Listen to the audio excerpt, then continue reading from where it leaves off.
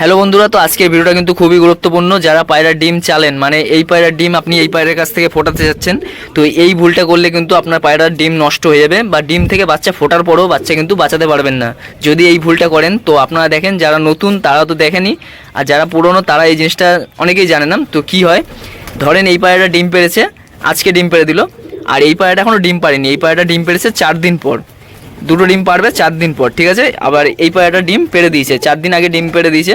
তো এই ডিমটা আপনি বাচ্চা ফোটাতে চান, আর এই ডিমটার বাচ্চা ফোটাতে চান না, এই দুটো ডিম আপনি ফেলে দেবেন। তো যখনই পায়রা জোড়া দেবেন, এই পায়রাটাকে যেদিনে জোড়া দেবেন এই পায়রাটাকে সেদিনে জোড়া দেবেন, না হলে কিন্তু বাচ্চা আপনি বাঁচাতে পারবেন না। বাচ্চা ফুটে যাওয়ার পরেও কিন্তু বাচ্চা নষ্ট হয়ে যাবে। তো এটা কিসের জন্য হচ্ছে আপনাদের বলছি, দেখেন।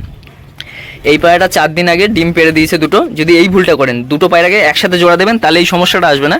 আর যদি 4 দিন আগে পরে করে দেন, ধরেন এই পায়রাটা ডিম পেড়ে দিয়েছে, এই এখনও ডিম পারেনি, 4 দিন পর ডিম পারবে, তারপর আপনি এই ডিমটা এই ঘরে চালবেন।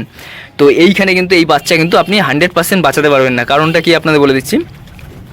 এই পায়রা দেখতে পাচ্ছেন, এ দুটো ডিম পেড়ে দিয়েছে, আর এ 4টে ডিম, মানে দুটো ডিম পারেনি।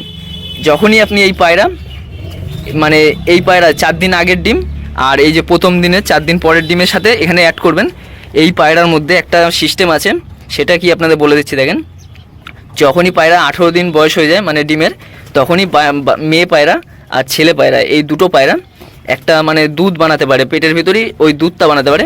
তো ওই দুধটা কিন্তু ওই বাচ্চা পায়রাকে খাওয়াতে পারবেন না। ধরেন আপনি এইটা 4 দিন আগের ডিম, আর এটা 4 দিন পরের ডিমটা পারলো, আপনি কি করলেন, এই ডিমটাকে এখানে দিয়ে দিলেন। তো এইখানে দেওয়াতে কি হবে, এই পায়রার পেটে কিন্তু ওই দুধটা তৈরি হবে না।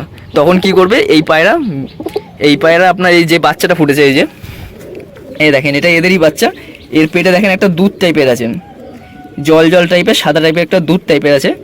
তো এইটা মেয়ে পায়রা ছেলে পায়রা দুজনেই তৈরি করতে পারে।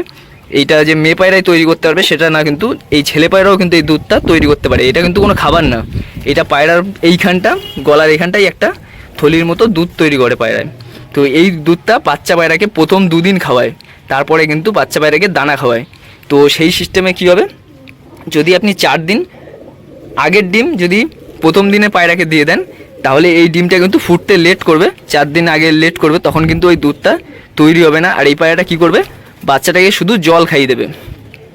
দেখবেন একদম বাচ্চার পেটে কিন্তু খাবার থাকবে না কোনো, শুধু একদম মানে জল ভাবটা আপনি দেখতে পারবেন, বাইরে থেকেই বুঝতে পারবেন যে পায়রার বাচ্চার পেটে ওই গাঢ় টাইপের দুধটা যায়নি।